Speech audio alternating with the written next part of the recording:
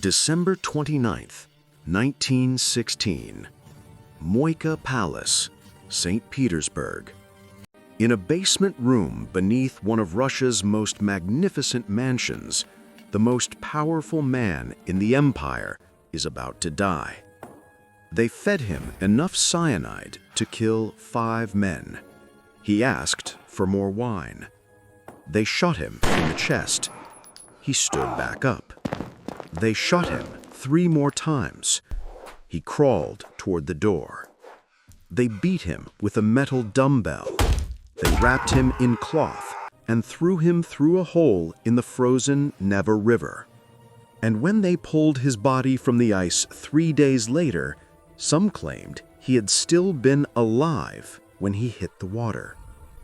For over a century, the world believed Grigori Rasputin was unkillable, a demon, a monster, a man who defied death itself.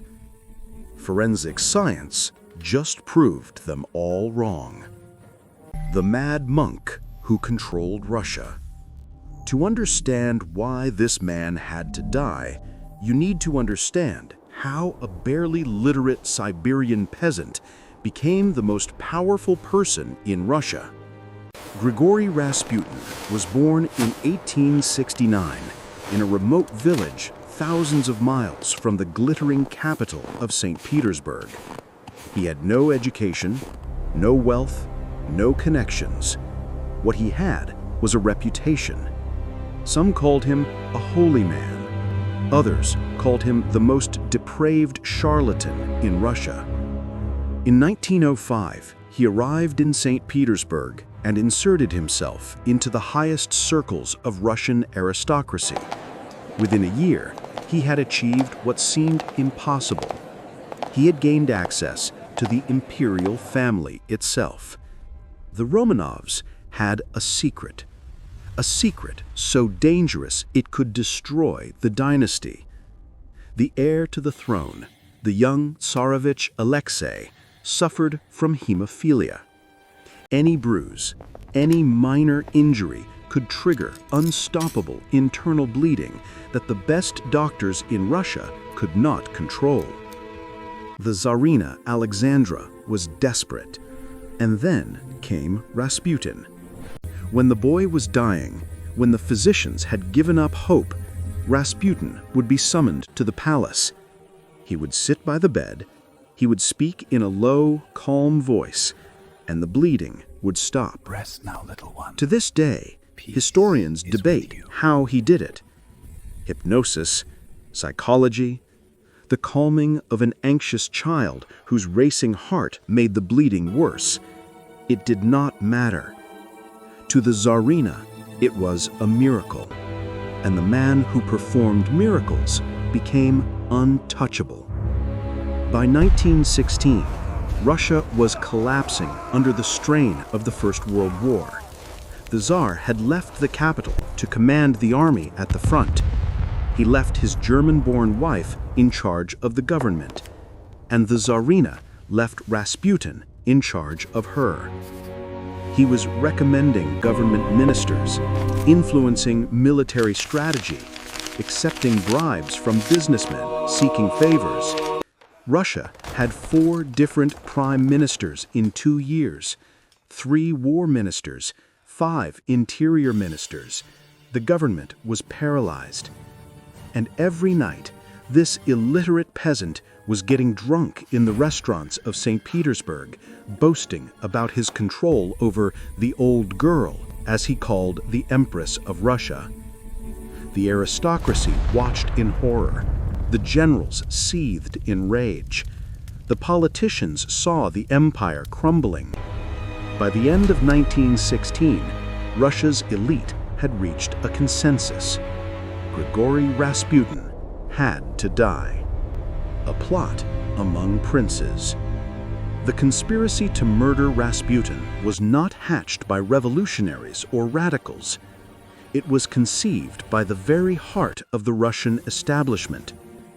These men were not trying to destroy the monarchy, they were trying to save it. The leader was Prince Felix Yusupov, heir to the largest fortune in Russia, and married to the Tsar's own niece. He was joined by Grand Duke Dmitry Pavlovich, the Tsar's first cousin, and Vladimir Purishkevich, an ultra-conservative member of the Duma who gave fiery speeches about patriotism and tradition. These were not outsiders. These were insiders. The Tsar's own family and allies had decided that the only way to save the autocracy was to commit murder. Yusupov owned one of the most spectacular palaces in St. Petersburg. On the night of December 29th, he prepared a cozy basement room. A table was set with wine and cakes. A gramophone played music upstairs to create the illusion of a party. The bait was perfect. Yusupov had promised Rasputin a late-night meeting with his wife, Princess Irina, one of the most beautiful women in Russia. He had long wanted to meet her. There was just one problem with this plan. Princess Irina was not in St. Petersburg. She was 1,200 miles away in the Crimea. Rasputin was walking into a trap. Yusupov's impossible tale. What happened next became one of the most famous stories of the 20th century. But here is what you need to understand.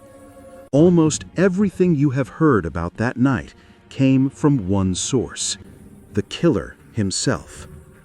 11 years after the murder, Prince Felix Yusupov published his memoirs. Living as a refugee in Paris, broke and desperate for money, he wrote a book called Lost Splendor. And in that book, he crafted a legend.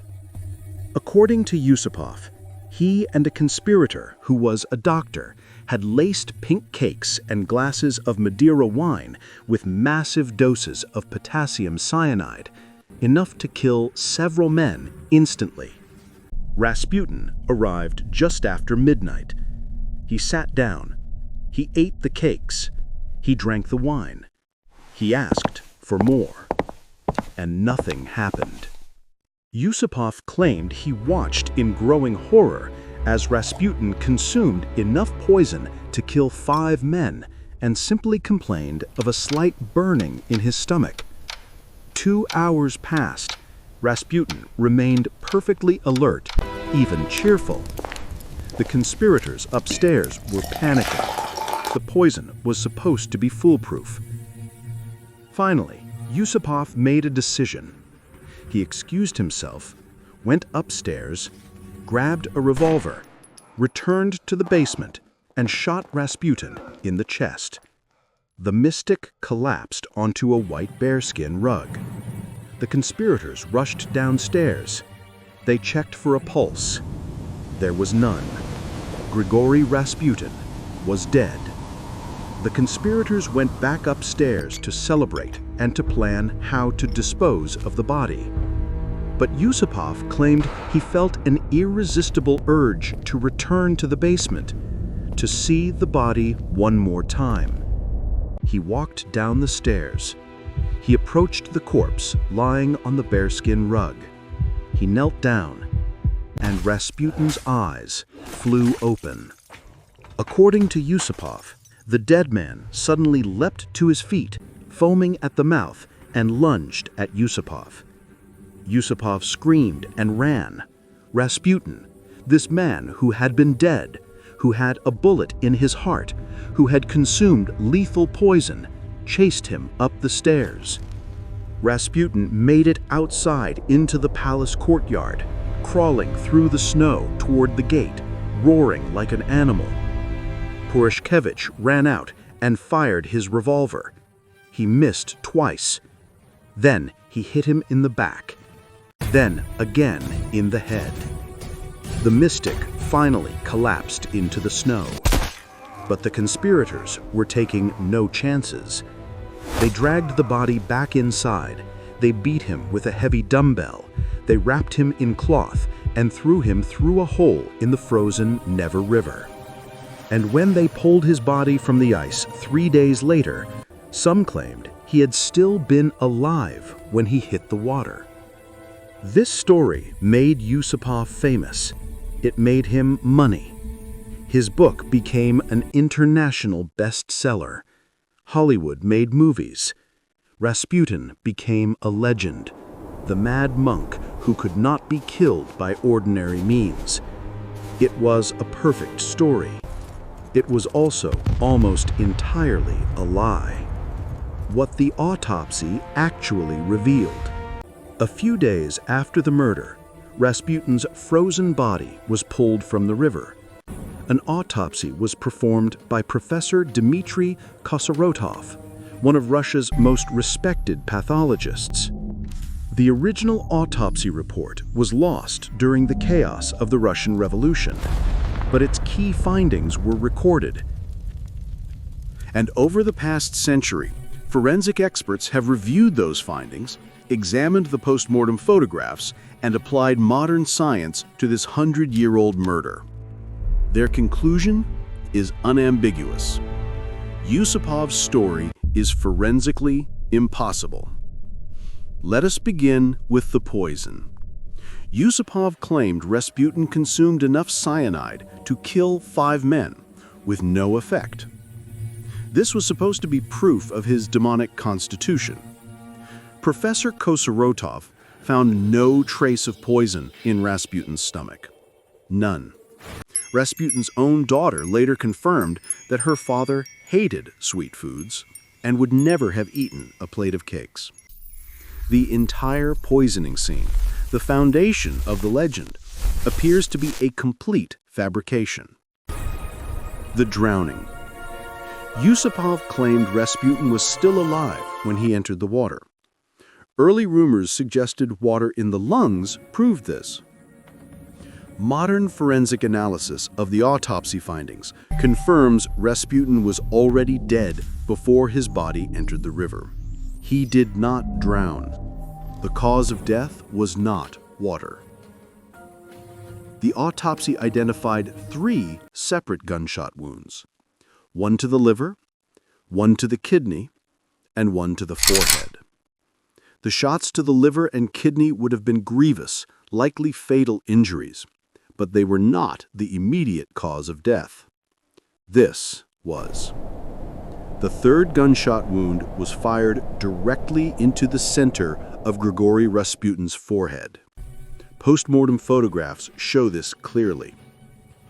And here is the detail that destroys Yusupov's entire story.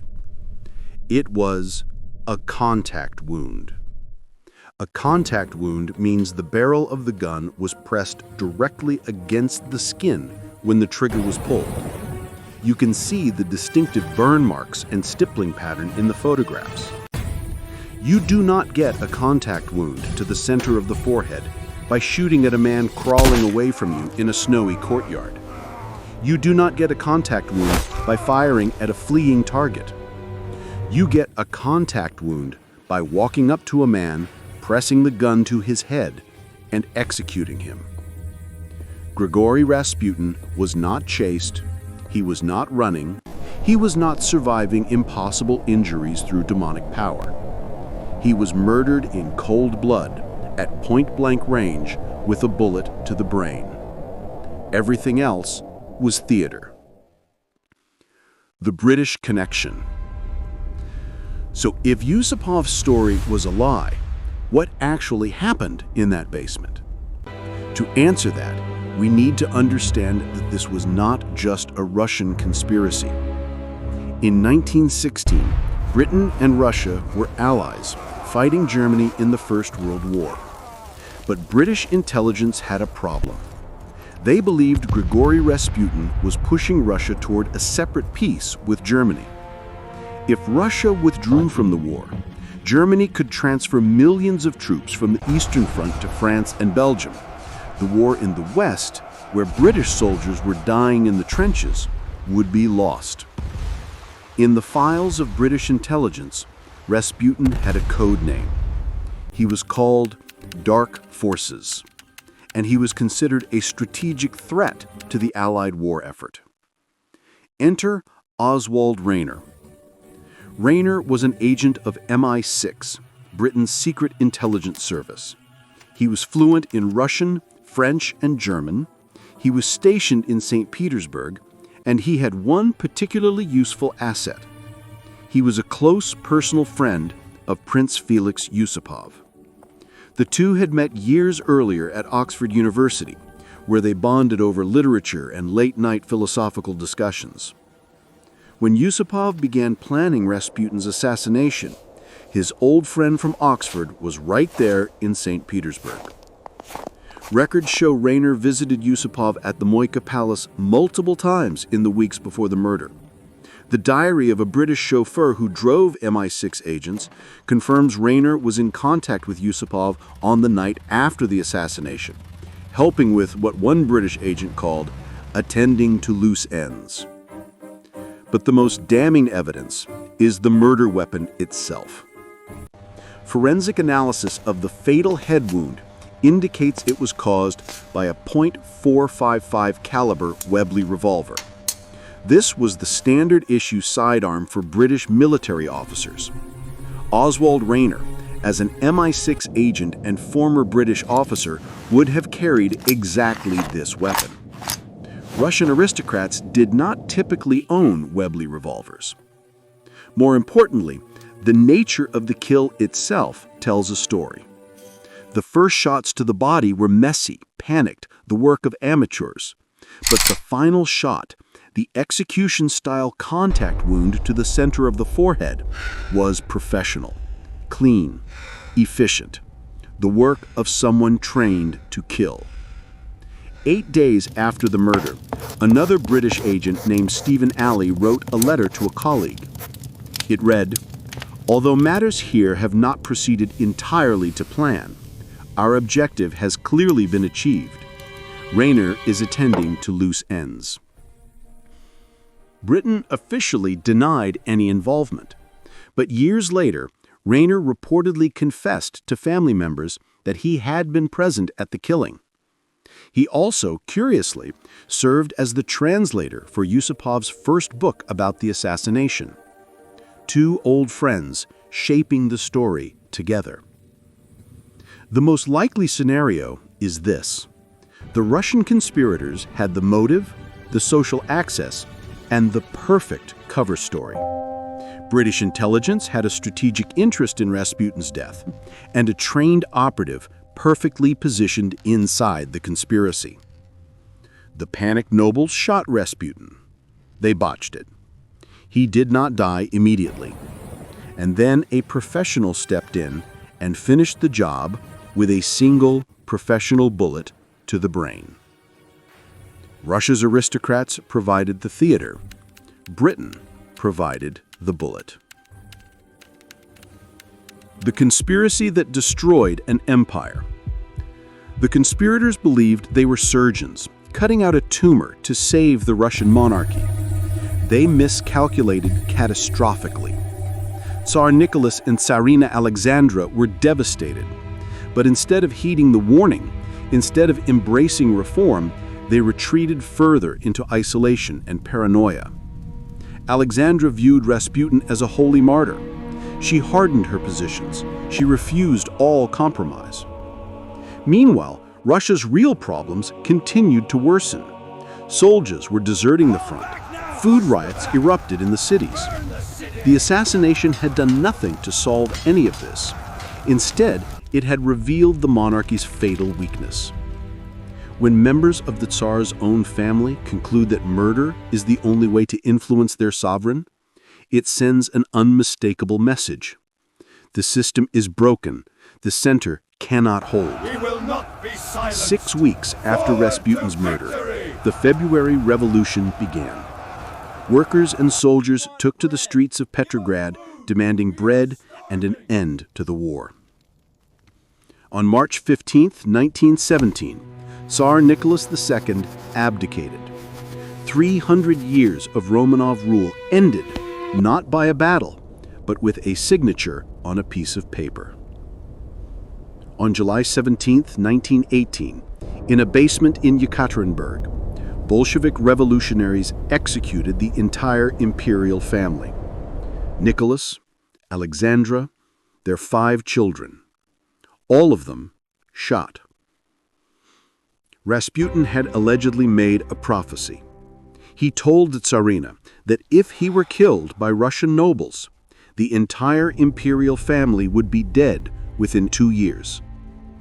He was wrong by only 4 months. The men who killed Grigori Rasputin thought they were saving Russia. In reality, they were performing an autopsy on a corpse. The monarchy was already dead. They just refused to see it. Yusupov spent the rest of his life in exile, telling his impossible story to anyone who would listen. He died in Paris in 1967, still insisting that Rasputin had been a demon who could not be killed by ordinary means. But the science tells a different story. Grigori Rasputin, the man who seemed unkillable, died from a single professional bullet to the brain. The empire the conspirators tried to save collapsed within weeks. The legend they created to justify their crime became more powerful than the truth. And for 100 years, the world believed the lie.